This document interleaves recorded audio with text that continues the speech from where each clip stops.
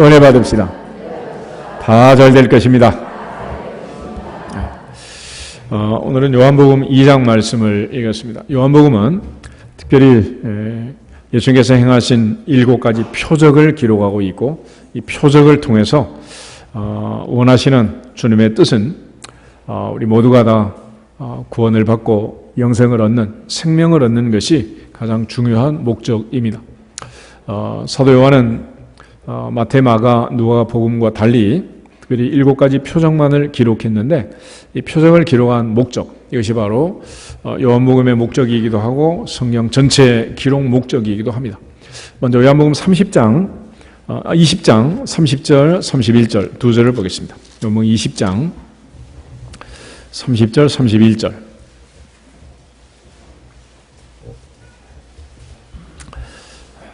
다 같이 읽겠습니다. 예수께서 제자들 앞에서 이 책에 기록되지 아니한 다른 표적도 많이 행하셨으나 오직 이것을 기록함은 너희로 예수께서 하나님의 아들 그리스도이심을 믿게 하려 하며 또 너희로 믿고 그 이름을 힘입어 생명을 얻게 하려 함이니라. 아멘. 예수님이 행하신 많은 일들을 기록하려는 사람들이 많았고, 또 그 중에서 마태, 마가, 누가 복음이 있지만은 사도 요한이 특별히 이 책을 기록한 목적은, 또 이 책에 기록되지 아니한 다른 표적도 많지만은 7가지 표적만을 이 책에 기록한 목적은 오직 이것을 기록하면 너희로 예수께서 하나님의 아들 그리스도이심을 믿게 하려 하며 그 이름을 믿고 힘입어 생명을 얻게 하려 합니다 라고 말합니다. 하나님이 세상을 이처럼 사랑하사 독생자를 주셨다. 누구든지 저를 믿는 자마다 멸망하지 않고 영생을 얻게 하려 합니다. 이것이 요한복음의 가장 중요한 목적이 되겠습니다. 또 요한복음 1장 12절에 가면 영접하는 자, 그 아들의 이름을 믿는 자들에게는 하나님의 자녀가 되는 권세를 주신다 그랬습니다. 하나님의 자녀의 권세를 가지고 하나님의 아들 예수 그리스도를 믿고 그 이름을 힘입어서 생명을 얻고 영생을 얻도록 하기 위해서 특별히 요한이 기록한 7가지 표적, 그 표적을 살펴보고 은혜를 받으려고 합니다.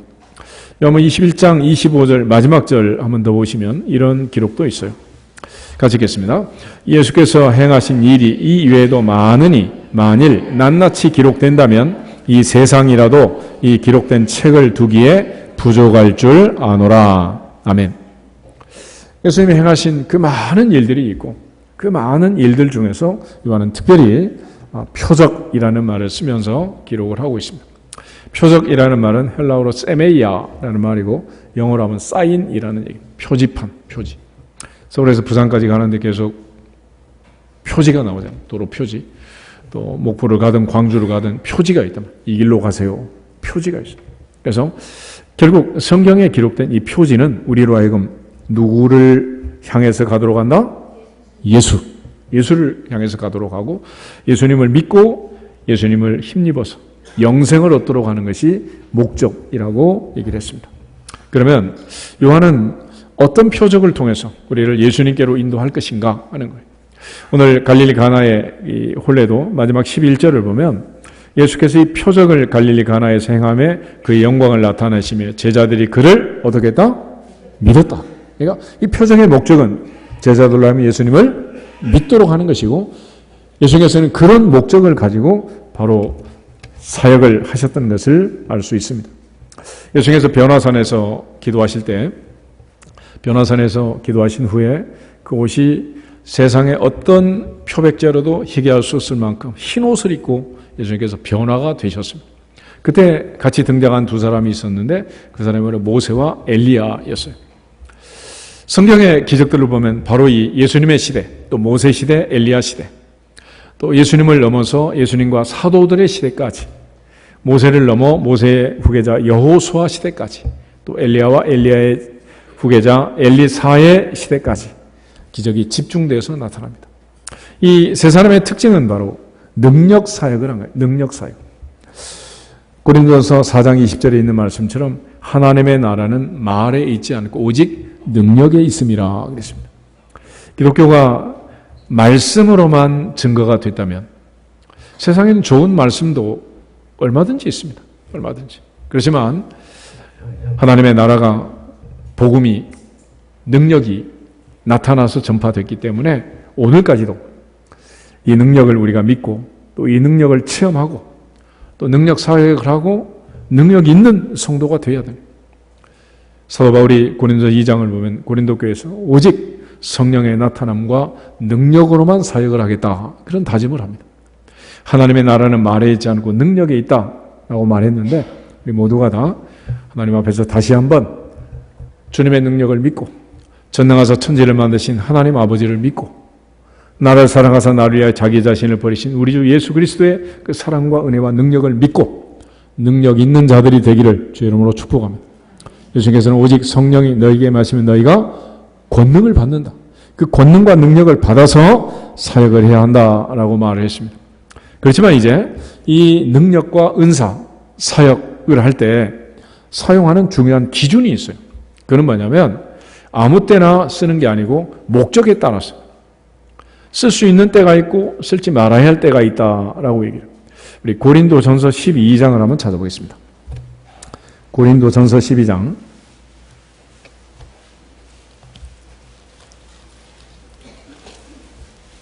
4절부터 7절. 고린도전서 12장 4절에서 7절 말씀 보겠습니다.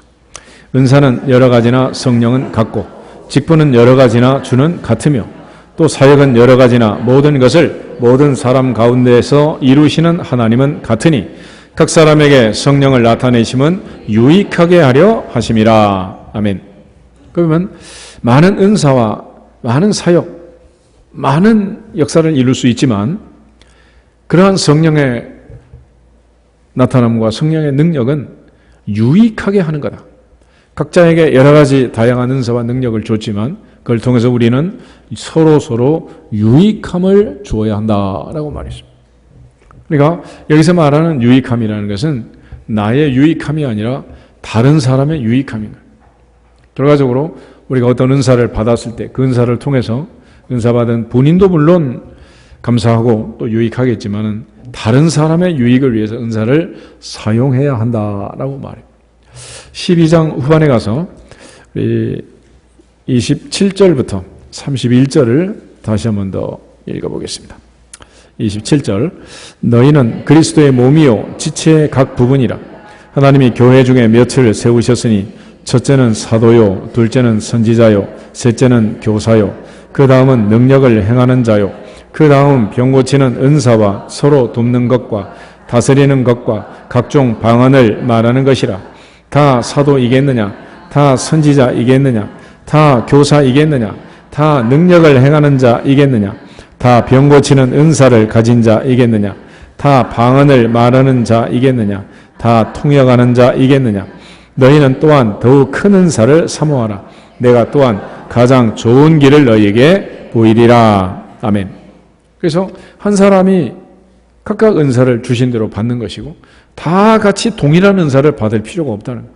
왜냐하면 한 사람이 은사를 받으면 그 은사를 통해서 다른 사람이 또 유익을 받으면 되는 거니까. 그래서 우리가 이 은사를 가지고 능력을 가지고 권능을 가지고 사역을 할 때 가장 좋은 길은 바로 고린도서 13장에 있는 이 길이다. 그래서 가장 좋은 길, 가장 더욱 큰 은사를 사모해라 그랬습니다. 이것이 바로 고린도전서 13장. 무슨 장? 사랑장. 그러니까 사랑이 중요해요. 사랑. 그러니까 사랑하는 마음, 이 마음이 있어야 우리가 어떤 은사든지 능력이든지 권세든지 유용하게 쓰는 거지. 사랑이 없는 사람이 이러한 능력과 권세를 갖게 되면 정말 심각해집니다. 그래서 우리가 무슨 권세든지 어떤 능력이든지 그걸 쓸 때 필요한 것은 사랑이 필요하다 그랬습니다. 예를 들어 어린 아이들을 기를 때 엄마가 아빠가 애들을 기르는데 물론 전문적으로 뭐 유아교육과 아동학과 가정학과 이런 데서 잘 배워서 하면 더 좋겠지만은 그보다 더 중요한 것은 아이에 대한 무엇이다? 사랑이다. 사랑. 그러니까 우리가 어떤 분야에서 어떤 일을 하든지 항상 우리의 마음에는 어떤 은사가 제일 좋다? 사랑이 있습니다. 사랑. 그래서 우리가 뭐 비즈니스를 하든 어떤 사업을 하든 마찬가지다. 내가 어떤 물건을 만들어 팔 때 그걸 쓰는 사람들에 대한 사랑하는 마음이 있어야지 그걸 이용해 먹으려고 하면 이게 안 되는 거죠. 그러므로 우리가 어떤 능력이든 어떤 권세든 그 사람이 그걸 사용할 때 반드시 사랑해야 한다. 예수님께서 베드로에게 질문할 때 내가 나를 사랑하느냐? 그러면 내 양을 먹여라. 내 양을 쳐라. 그렇게 말을. 그런데 이런 사랑과 은사가 없는 사람이 칼자루를 쥐게 되면 이건 심각한 문제가 생깁니다. 국민을 사랑하지 않는 사람이 대통령 하면 된다 안 된다? 그거 안 되는 거죠. 아프리카도 사랑하지 않는데 아프리카 선교사 가면 되겠어요? 그건 말도 안 되는 거예요. 말도 안 돼. 그러니까 우리에게 있어서 정말 중요한 것은 사랑이 중요한 거죠. 사랑. 하물며 절대 권력을 가지고 그런 칼을 휘두르는 자리에 있는 사람이 사랑하는 마음이 없다면 이 전 세계가 지금 불안한 거 아니에요? 하나님 앞에서 내게 있는 작은 은사라도 작은 능력이라도 사랑하는 마음으로 주고받고 베풀 수 있기를 주 이름으로 축복합니다. 그것이 은사의 가장 중요한 목적이 된다라는 걸 강조하는. 그러니까 그런 사랑하는 마음이 없는데 내가 어떤 자리를 차지하고 있고 또 어떤 권한을 가지고 그 자리에 앉아 있다면 얼마나 많은 사람들이 힘들고 어려워지겠어요. 그래서 예수님께서 40일 금식하시고 심히 줄인 상태에서 사탄이 예수님을 유혹합니다. 내가 만일 하나님의 아들이라면 이 돌을 명하여 떡이 되게 해라 그랬어요. 모세가 반석을 향하여 반석아 물을 내라. 물이 나왔잖아요. 예수님께서 돌을 향해 돌아 떡이 되라. 그러면 떡이 안 되겠어요. 그래서 예수님께서 오병이어 보리떡 5개 물고기 2마리로 5,000명을 메고 12광주리를 남기신 그분이 그걸 못하시겠냐. 그렇지만 안 하셨어요. 왜 안 하셨느냐. 그는 구원의 역사와 관계가 있다 없다. 아무 관계가 없는 거예요. 또 자기의 배고픔을 해결하는 데는 유익할지 모르지만 하나님의 뜻을 이루기 위하여 이 땅에 오신 주님의 그 구원 계획과는 아무 관계가 없는 일이에요. 주님 그런 일을 안 하신 거예요. 그러므로 하나님께서 우리에게 주신 모든 은사와 능력, 권세, 우리에게 주어진 모든 것들 사용할 때 사용을 잘해야 한다. 그래서 은사는 여러 가지고 직분은 여러 가지고 사역은 여러 가지지만은 그 가운데 역사하는 하나님은 한 분이니 성령을 나타내시면 유익하게 합니다. 그래서 서로 유익을 줘야 한다라고 말씀하고 있습니다. 하나님께서 나사렛 예수에게 성령과 능력을 기름부터 부으셨고 저가 두루 다니시고 선한 일 행하시고 마귀에게 있는 모든 자를 자유케 하셨지만 주님은 자기를 위해서는 육체의 목마름과 육체의 배고픔을 해결하기 위해서는 기적을 행하신 일이 있더라 없더라. 그런 일이 없어요. 소가성 여인에게도 내가 목마르다 물 좀 다오 그렇게 말씀하셨지 물 만들어 드시지 않았습니다. 얼마든지 할 수 있지만 안 하신 거예요. 오늘 하나님께 주신 그 은사와 능력은 반드시 사용해야 되는 목적이 있다라는 겁니다. 그래서 오늘 요한복음 2장에도 보면은 예수께서 하신 이 첫 번째 표적이 있는데 이 표적의 마지막 결과도 제자들로 하여금 주님을 믿도록 하는 그 마지막 목표를 가지고 일을 행하고 계시는 거예요. 특별히 이제 요한복음을 보면 7가지 표적이 나와 있는데 예수님이 행하신 많은 그 기적들이 있고 많은 기록들이 있지만은 사도 요한이 이렇게 이제 대표적인 7가지 표적을 모아서 기록하고 있는 것은 이 표적이 갖고 있는 대표성이 있고 또 이것만 잘 이해를 하고 이걸 통해서 주님을 믿게 되면 우리도 어떤 어려운 자리에 가든지 어떤 힘든 자리에 가든지 하나님의 은혜를 체험할 수 있고 넘어갈 수 있느니라. 그래서 이걸 잘 보라는 거예요. 아이들이 이제 학교에서 뭐 수학 공부를 하면 수학책에 모든 문제를 다 집어넣어 주지 않잖아요.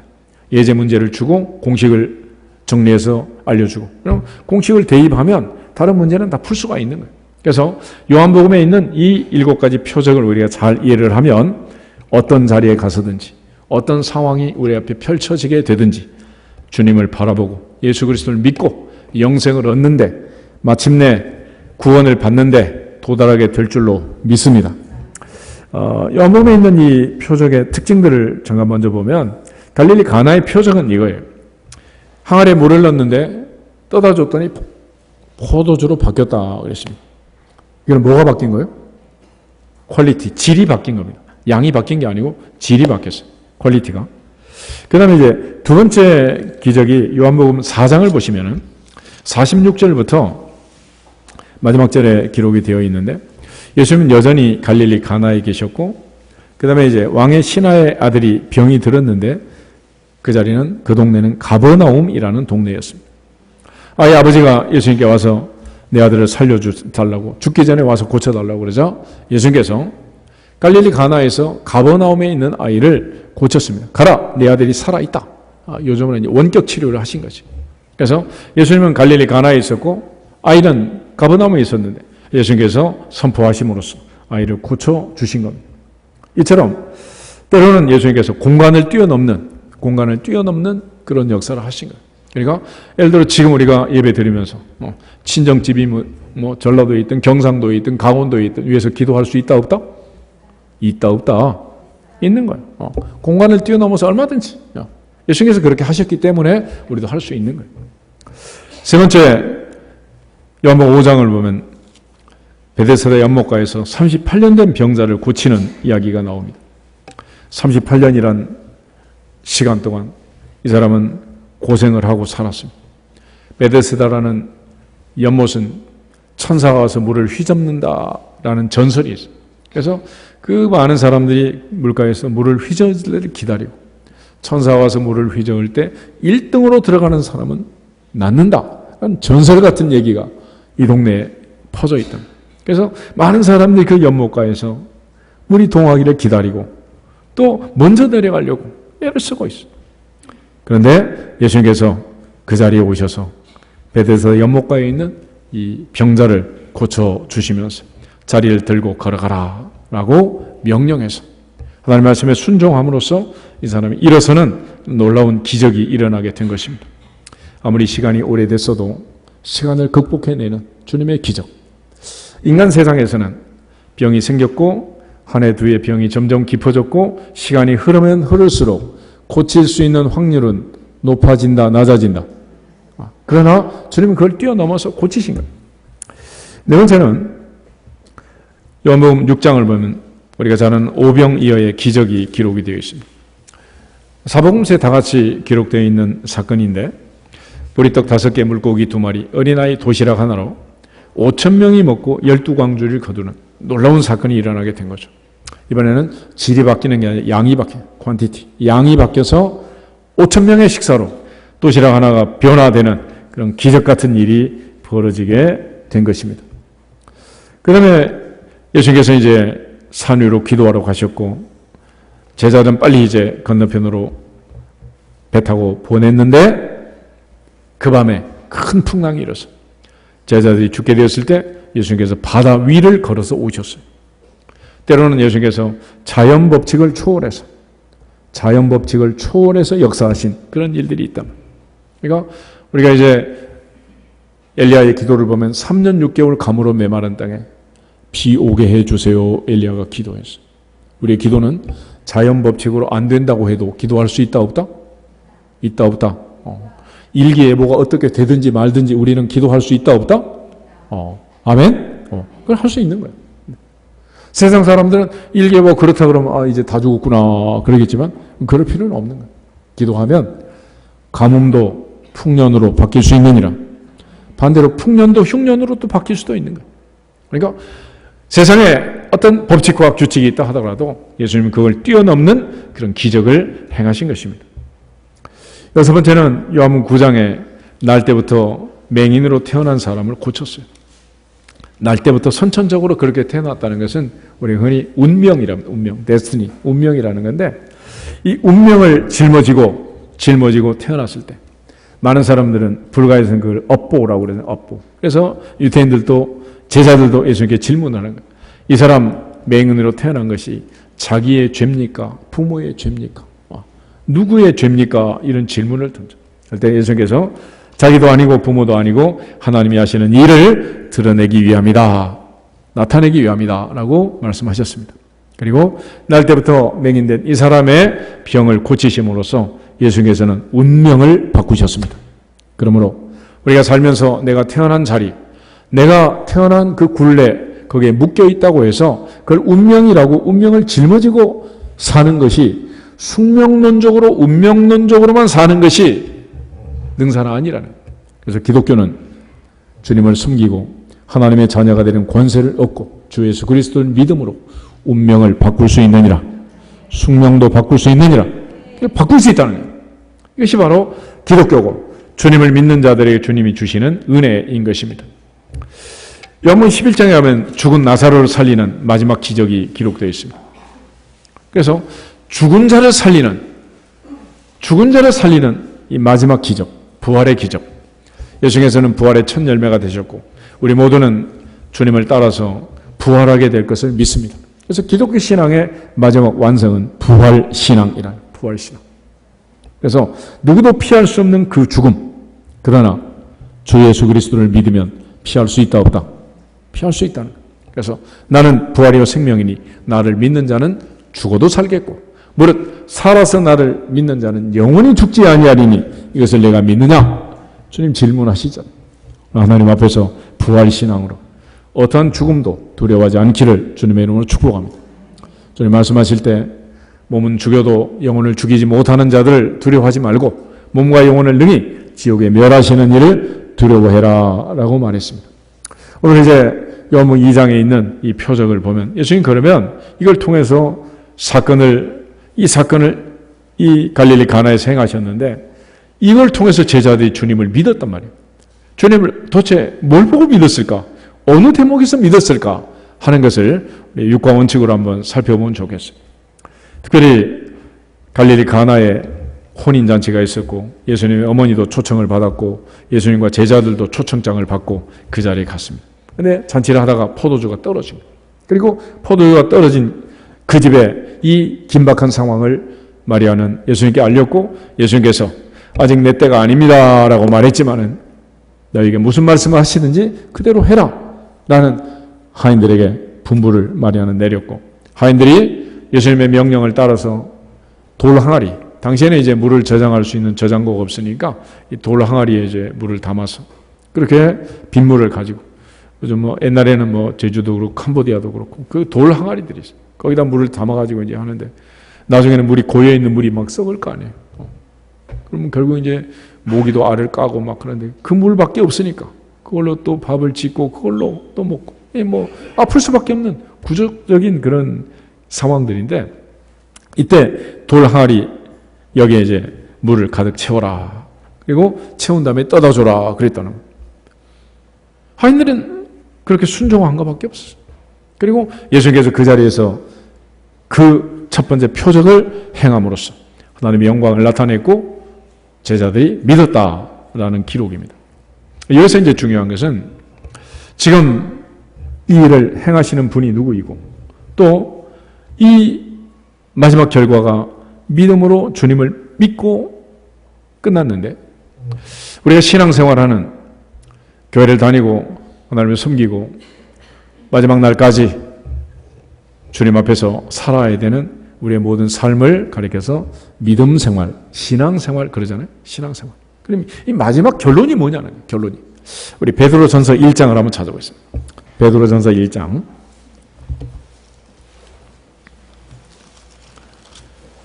베드로전서 1장.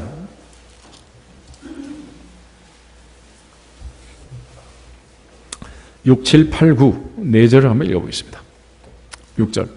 그러므로 너희가 이제 여러 가지 시험으로 말미암아 잠깐 근심하게 되지 않을 수 없으나 오히려 크게 기뻐하는도다. 너희 믿음의 확실함은 불로 연단하여도 없어질 금보다 더 귀하여 예수 그리스도께서 나타나실 때에 칭찬과 영광과 존귀를 얻게 할 것이니라. 예수를 너희가 보지 못하였으나 사랑하는도다. 이제도 보지 못하나 믿고 말할 수 없는 영광스러운 즐거움으로 기뻐하니 믿음의 결국 곧 영혼의 구원을 받음이라. 아멘. 마지막에 믿음의 결국 곧 무엇이다? 영혼의 구원이라는. 믿음의 결국은 영혼의 구원이다.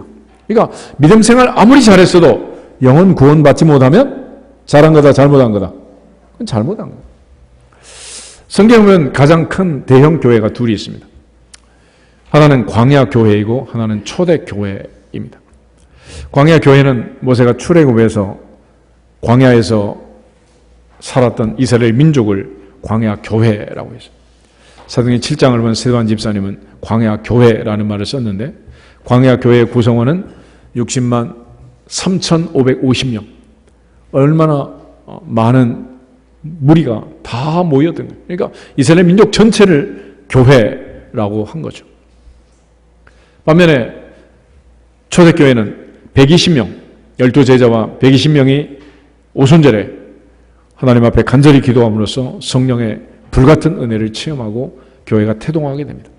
그날 베드로가 설교해서 세례받고 구원받고 등록한 교인이 3,000명. 그 다음에 또 5,000명이 또 은혜받고 초대교회 멤버가 됩니다. 그래서 초대교회 구성원은 8,120명. 이렇게 말하는 사람도 있어요. 어쨌거나 숫자가 그렇게 나와 있으니까. 그런데 60만 3,550명 중에서 가나안에 들어간 사람은 몇 사람? 여호수아 갈렙 2사람뿐이었어요. 그 많은 구성원이 있었는데 믿음의 결국은 영혼의 구원이라. 마지막 2사람 가나안에 들어갔다면 이건 참 심각한 문제 아니겠어요? 반면에 그 성령 충만한 초대교회도 아나니아 삽비라처럼 헌금하다가 그것도 하나님 앞에 징계를 받아서 그날 장례를 치를 수밖에 없었던 2사람도 있었습니다. 어쨌거나 믿음의 결국은 영혼의 구원이다. 그러니까 우리가 출애굽의 목적은 출애굽하는 게 목적이 아니고 가나안에 들어가는 거예요. 신앙생활하고 전도하고 교회에 와서 예배 드리고 뭐 여러 가지 우리가 전도와 예배와 교제와 양육과 사역에 힘쓰고 전도도 하고 선교도 하고 하지만은 마지막 내 인생의 마지막 믿음의 결국은 영혼의 구원이라. 영혼의 구원. 그러니까 그때 거기서 주님을 만나고 주님의 은혜를 체험할 수 있어야지.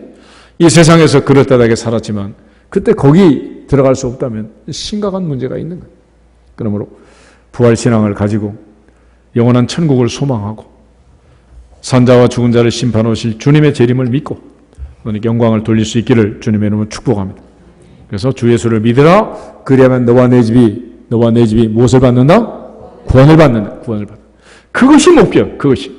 그러니까 갈릴리 가나에서 예수님께서 제자들의 행하신 일을 보면 당시에 어머니 마리아부터 많은 사람들은 이 집에 지금 포도주 떨어진 것 이것만 걱정이 돼가지고 그 문제를 해결하는 게 능사지만 예수님의 목적은 그거보다 더 중요한 목적은 구원에 있느니라.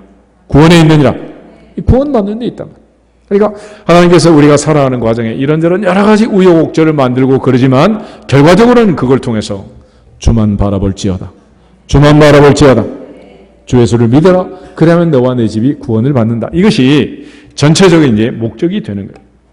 이 구원의 목적을 위해서 하나님은 세상을 이처럼 사랑하사 누구를 주셨다? 독생자를 주셨고 그 독생자 예수 그리스도께서 이 땅에 오셔서 지금 이런 일을 하고 계시는 거예요. 그리고 마지막 십자가에 운명하시던 그날 예수님의 죽음을 지켜본 백부장의 고백, 이는 진실로 하나님의 아들이었도다 그랬죠. 예수께서 베드로에게 질문하셨습니다. 사람들이 인자를 누구라고 하느냐? 너희는 나를 누구라고 하느냐? 저는 그리스도시요 살아계신 하나님의 아들이십니다. 그래서 예수라는 이름 자체가 갖는 의미가 있어요. 아들을 낳으니 이름을 예수라 하라. 이는 저가 자기 백성을 저희 죄에서 뭐 할 자? 구원할 자라. 구원할 자. 그러니까 예수님이 이 땅에 뭐 때문에 오셨다? 구원 때문에 오셨죠. 구원. 바로 이 구원을 위해서 예수님이 이 땅에 오셨고 그래서 갈릴리 가나에서 행하신 이 첫 번째 표적도 예수님은 오직 이 구원에 초점을 맞추고 있는 것입니다. 하나님은 세상을 이처럼 사랑하셨고 독생자를 주셨는데 그분의 특징은 죄가 없는 거예요. 그렇지만 우리는 의인 없나니 하나도 없고 모든 사람이 죄를 지었음에 하나님의 영광에 이를 수 없다. 이 죽을 수밖에 없는 죄인에 대한 하나님의 그 사랑이 독생자를 통해서 나타나신 거예요. 다시 로마서 5장 8절 한 절만 읽어보겠습니다. 로마서 5장 8절.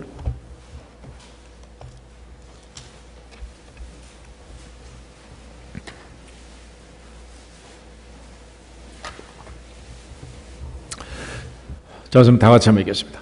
우리가 아직 죄인 되었을 때에 그리스도께서 우리를 위하여 죽으심으로 하나님께서 우리에 대한 자기의 사랑을 확증하셨느니라. 아멘.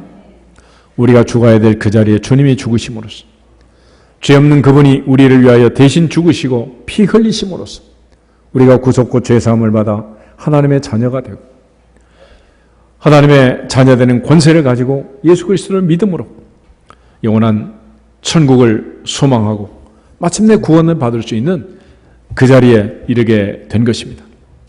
그래서 구원이라는 것은 사람이 할 수 있는 일이 아니고 오직 누가 하시는 일이다?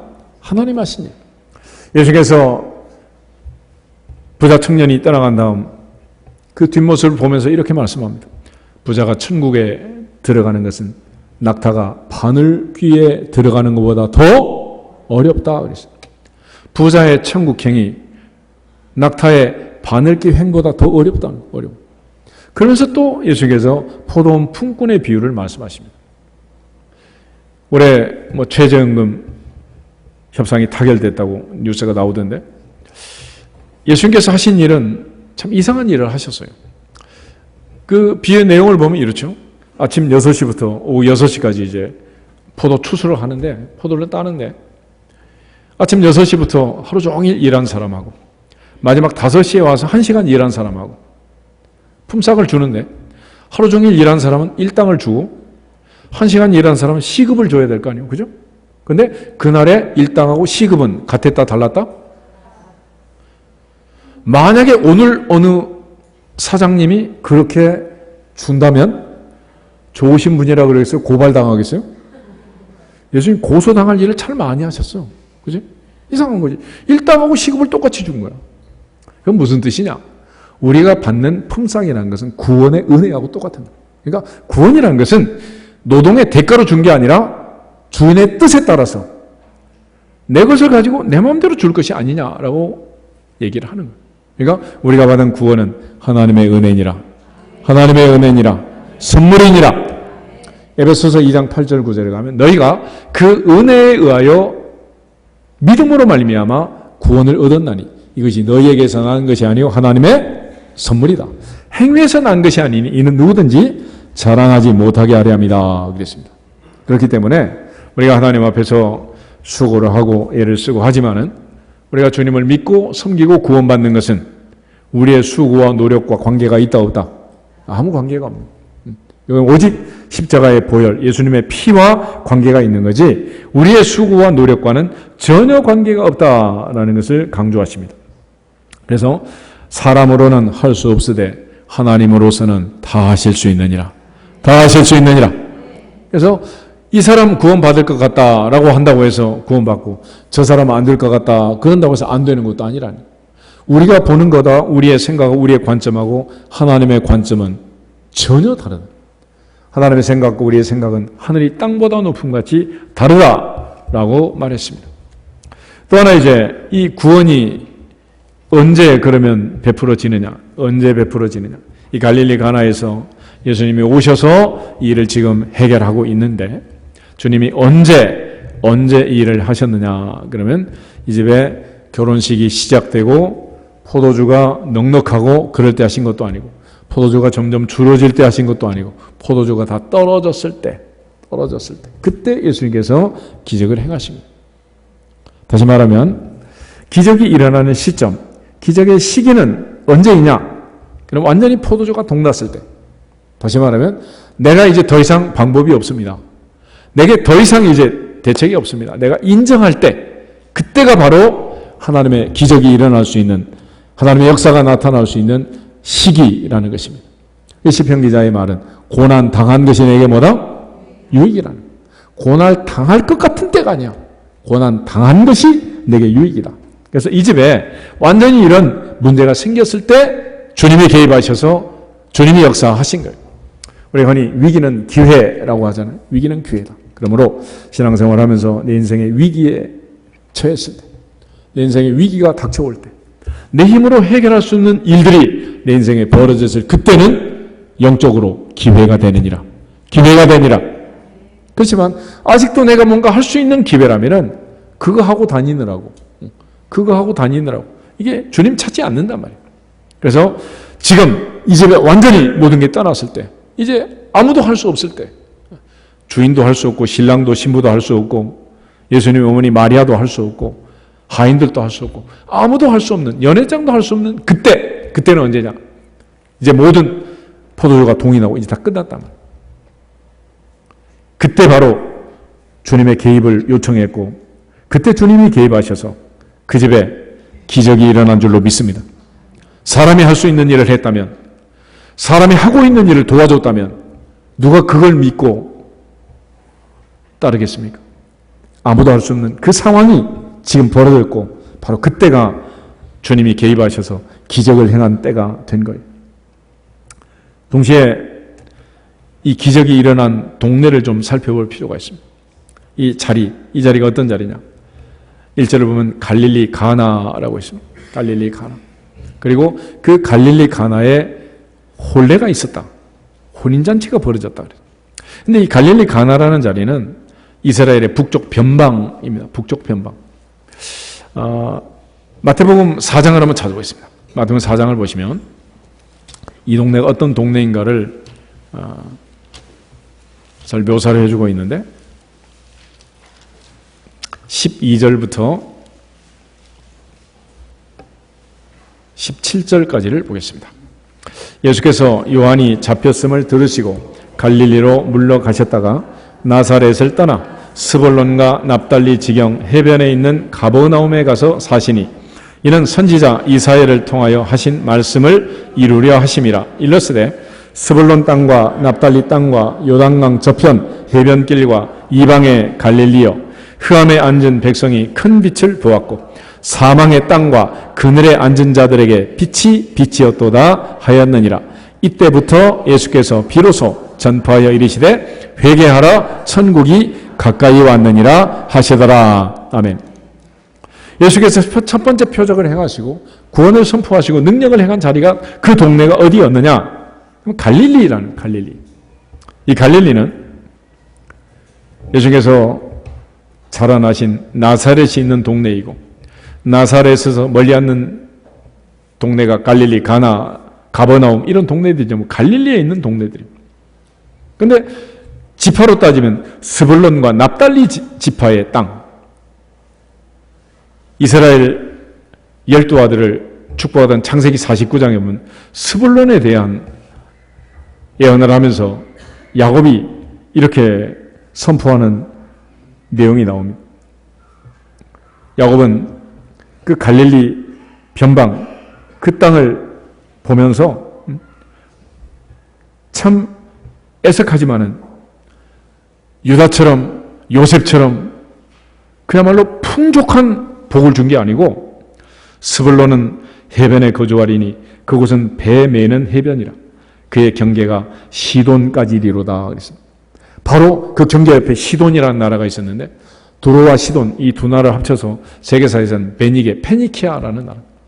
그 동네에 공주 하나가 시집 와가지고 이스라엘 나라를 망쳐먹었는데 그 여자가 바로 이세벨이라는 여자. 그러니까 우상을 섬기는 바알을 섬기는 그 강력한 나라가 바로 옆에 있고 변방에 있어요. 그러니까 이 변방에 있는 사람들은 요즘이야 뭐 좋은 세상이니까 그렇지 얼마나 많은 외침이 있고 어려움이 있고 막 그러겠어요. 그러니까 이 갈릴리라는 동네는 여러분이 이스라엘에서 산다면 조금만 형편이 되면 살겠어 안 살겠어? 이런 동네 사시겠어요? 나도 안 살아. 그럼에도 불구하고 살 수밖에 없는 사람들은 얼마나 힘들고 어려운 사람이겠어요. 그죠? 아무도 안 사는 그 동네에 살 수밖에 없는 사람들 얼마나 힘든 사람이냐. 그 지역이 바로 갈릴리였고 갈릴리 가나였고 갈릴리 나사렛이고 가버나움이고 그런 거예요. 바로 그 동네에서 예수께서 기적을 행하신 거예요. 예수님의 기적이 아니면 이 동네는 혼인잔치도 제대로 할 수 있다 없다. 예수님이 은혜를 안 주면 장가가고 시집가는 것도 힘들단 말이야. 다른 동네처럼 풍족하지도 않고 어려워. 오죽하면 혼인잔치를 하다가 음식이 떨어지는 그런 일이 벌어지겠어요. 주님께서 개입하셔서 역사하시는 그 자리는 항상 힘들고 어려운 자리였습니다.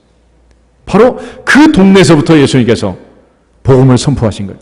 회개하라, 천국이 가까이 왔느니라. 오늘 하나님 앞에서 이 사실을 잘 기억하셔야 됩니다. 예수님 말씀하실 때 팔복에 그런 말이 있잖아요. 심령이 가난한 자가 뭐가 있다? 복이 있다 그래요. 복이 있다. 그러니까 더 이상 세상에 소망을 둘 수 없기 때문에 그 갈급한 심령으로 주님을 찾고 사모하는 마음으로 주님께 의지할 때 바로 그때 기적이 일어나게 되는 거예요.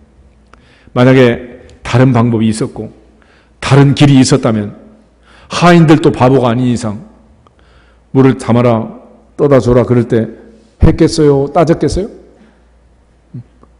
그 말에 순종할 수 있는 바보 같은 하인들이 어디 있겠어요? 그러나 그거밖에 방법이 없으니까 그거밖에 더 이상 길이 없으니까 그런 거예요.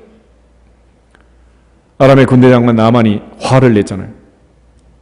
요단강에 몸을 일부러 씻으라 하니까 화가 났어요. 화가 난 이유가 있습니다. 우리나라에 더 깨끗한 강이 얼마나 많으냐. 거기 가서 씻으면 깨끗하게 되지 않겠느냐. 그래서 이 나만에게는 순간적으로 화가 났을 뿐만 아니라 대안이 생겼다 안 생겼다? 생긴 거예요. 가서 해보자. 어차피 안 되고 또 올게지만 아직 안 해봤잖아요. 그러나 지금 갈릴리 가나에 있는 이 혼인잔치에서는 더 이상 방법이 없는 바로 이런 동네 이런 자리에서 주님이 첫 번째 표적을 행하신 것입니다. 그렇기 때문에 이 사람들은 주님이 행하신 이 표적 자체가 그들로 하여금 주님을 믿고 구원을 받도록 하는 놀라운 통로가 된 줄로 믿습니다. 오늘 하나님 앞에서 내가 살고 있는 이 시기가 얼마나 힘들고 내가 있는 이 자리가 내가 처한 이 환경이 힘이 든다고 해도 절망하지 말 것은 주님을 만날 수 있는 주님을 내 인생에 초대할 수 있는 자리라면 반드시 주님이 오셔서 우리 인생을 바꾸어 주실 줄로 믿습니다. 운명을 바꿀 줄로 믿습니다. 그러나 아직 내게 대책이 남아있고 아직 내가 찾아볼 방법이 있고 내가 아직 안 해본 방법이 남아있다면 아직은 때가 아닌가. 아직은 때가 아니란 말이에요. 그래서 그게 다 사라진 자리 더 이상 해볼 방법도 능력도 재주도 아무것도 없는 그런 사람들이 모여 사는 동네 이 갈릴리 가나에서 주님께서 첫 번째 표적을 행하게 된 거예요. 야곱의 12아들 중에 제일 변방을 기업으로 물려받은 납달리 지파의 땅 버려진 땅이나 마찬가지. 솔로몬이 나중에 두로왕 히람의 도움을 받아서 성전을 짓고 나서 감사하다고 두로 근처에 있는 땅을 20개 성을 준다 그랬어요. 두로왕 히람이 와서 돌보고 나서는 가불 땅이다. 나 안 받는다 그랬어요. 불모지 같은 땅. 줘도 안 받는 땅. 그런 땅에 살고 있는 거예요. 그런 땅. 하나님께서 우리에게 인생을 사는 동안 부자로 살 수도 있고 어렵게 살 수도 있지만은 예수님 말씀에 의하면 믿음의 결국은 영혼의 구원이라고. 부자로 살아도 구원을 받으셔야 되고 힘들게 살아도 구원을 받아야 되는 거예요. 그래서 아굴이 기도할 때 나는 너무 부자도 말고 너무 가난하기도 하지 마십시오. 둘 다 너무 힘들다는 거예요. 뭐가 힘드냐? 너무 배가 부르면 여호와가 누구냐? 하나님이 누구냐? 나는 하나님 모른다. 그래가지고 구원받지 못하게 될 확률이 많고 또 내가 너무 가난하면 남의 집 담장 넘고 다니고 도적질해서 하나님을 욕되게 하고 하나님의 이름을 욕되게 해서 구원받지 못할까? 그게 두려운 거예요. 그게. 그러므로 아리마대 부자 요셉처럼 아브라함, 이삭, 야곱처럼 구원받을 수에 충분한 그런 부자가 되기를 축복합니다. 동시에 힘들고 어려워도 아무리 가난하다고 해도 과부의 2랩돈을 칭찬하시던 주님의 이야기를 기억하면서 주님께 칭찬받는 삶이 되기를 주님의 이름으로 축복합니다. 주님은 이처럼 힘든 자리에서 이 동네에서 역사를 하신 거예요. 그리고 주님께서 행하신 그 표적은 그들이 가지고 있는 유일한 것을 통해서 일을 하셨습니다. 다른 걸 통해서 하신 게 아니고 거기에 돌 항아리가 있었다. 그래서 그 항아리를 사용하셨고 그리고 그들이 가지고 있는 물을 갖다 집어넣도록 했고 그리고 떠다 주도록 했고 그 정도는 할 수 있잖아요. 그죠? 오병의 기적이 일어날 때도 다른 거 가지고 어린아이 보리떡 5개 물고기 2마리 있는 거 가지고 또 많은 사람들 5,000명을 밥을 먹여야 되면 5,000명 들어갈 식당이 어디 있어? 그렇잖아? 근데 그때는 정말 파릇파릇 잔디가 나고 온 평야가 그냥 식당이 된 거야. 그래서 그 많은 잔디가 있는 잔디밭에 앉혀놓고 예수님께서 배식을 한 거지. 주님께서 하신 일들은 없는 거 가지고 하잖아요.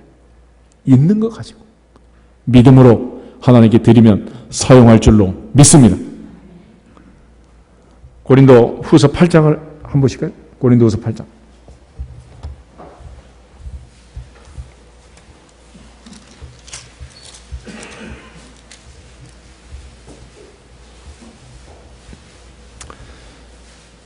(11절) 12절 먼저 두 절을 한번 보겠습니다. 이제는 하던 일을 성취할지니 마음에 원하던 것 같이 완성하되 있는 대로 하라. 할 마음만 있으면 있는 대로 받으실 터이요 없는 것은 받지 아니하시리라. 아멘. 내게 있는 것, 내가 드릴 수 있는 것, 그거 드리라. 내게 있는 재능이 있으면 재능을 드리고, 물질이 있으면 물질을 드리고, 시간이 있으면 시간을 드리고, 할 수 있는 것. 주님은 없는 것은 받지 않는다. 빚내서 뭐 그렇게 하라는 게 아니에요. 할 수 있는 그 자리에서 내가 할 수 있는 그 일을 하면 하나님은 역사하시고 주님의 기적이 나타나게 된 것입니다. 오늘 하인들이 돌 항아리에 물을 부어라, 부었던 물을 떠다 줘라. 있는 그대로 순종하니까 역사가 나타나게 됩니다. 내가 있는 그 자리에서 순종하기를 주님의 이름으로 축복합니다. 결과적으로 순종은 어떻게 역사했느냐? 너에게 무슨 말씀하신지 그대로 해라 할 때 하인들이 순종했고 바로 그 순종의 결과로 기적이 일어나게 된 것입니다. 그래서 기적은 누군가의 순종을 대가로 일어나게 되는, 홍해바다가 갈라진 것은 모세의 순종의 결과였고 여리고성이 무너진 것은 여호수아의 순종의 결과였습니다. 오늘 갈릴리 가나의 첫 번째 표적의 이 놀라운 기적은 하인들의 순종의 결과였습니다. 그런데 이 하인들이 순종하기 전에 마리아가 하는 말을 잘 들어보셔야 돼요. 너희에게 무슨 말씀을 하시든지 그대로 해라 그랬습니다. 너희에게 무슨 말씀을 하시든지 그대로 해라. 지금 이 상황에서 우왕좌왕한다고 앞집 뒷집 뛰어다니면서 빌려온다고 될 일이 아니란 말이에요. 지금 예수님의 말씀을 듣고 그 말씀에 순종하는 것이 먼저다. 그러므로 내가 인생을 살면서 내 인생에 이렇게 빨간불이 들어왔을 때는, 인생에 빨간불이 들어왔을 때는 빨리 가라 멈춰라. 빨리 가라 멈춰라. 어떤 사람 빨간불은 빨리 가라 그런데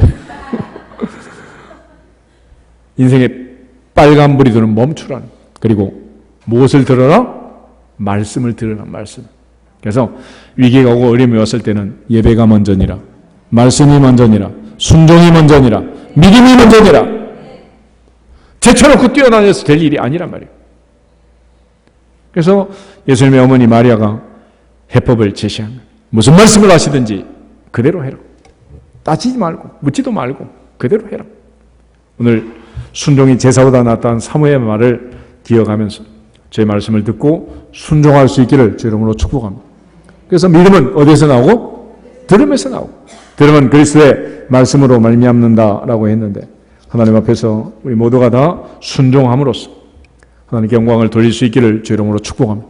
나만이 순종할 때 그의 피부가 깨끗하게 된 줄로 믿습니다. 특별히 하나님의 뜻, 하나님의 계획 그 자체는 예수님을 보내신 목적하고 일치가 되는, 하나님은 한 사람도 멸망하지 않고 모든 사람이 회개하기에 이르기를 원하시느니라. 한 사람이 회개하고 돌아오면 천국에서는 회개할 것 없는 의인 99을 인하여 기뻐하는 것보다 더 기쁘다. 그렇게 말씀했습니다. 오늘 하나님 앞에서 우리 모두가 하나님을 기쁘시게 하는 구원받는 자리에 이르기를 주 이름으로 축복합니다. 그래서 믿음의 결국은 영혼의 구원이라 그랬는데 그 결국을, 그 결말을 보기에 꼭 필요한 게 한 가지가 있어요. 야고보서 5장 11절 말씀을 읽고 기도하겠습니다. 야고보서 5장 11절. 야고보서 5장 11절 한 절만 같이 보겠습니다. 보라, 인내하는 자를 우리가 복되다 하나니 너희가 욥의 인내를 들었고 주께서 주신 결말을 보았거니와 주는 가장 자비하시고 긍휼히 여기시는 이시니라. 아멘. 욥은 결말을 볼 때까지 뭐 했다? 인내했다는. 너희 인내로 너희 영혼을 얻으리라, 구원을 얻으리라. 예수님 그렇게 또 말씀하신 적도 있어요. 우리가 신앙생활을 하면서 주 앞에 가는 날까지 가장 중요한 덕목 중에 하나는 인내.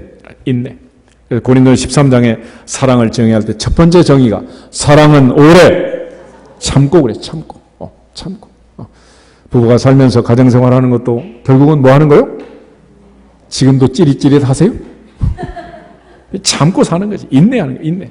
주 앞에 가는 날까지 인내해야 결말을 볼 수 있는 거예요. 그러면 인사하겠습니다. 결말을 볼 때까지 인내합시다. 천국 갈 때까지 인내합시다. 아멘. 다 같이 주 예수 그리스도 이름으로 기사가 일어나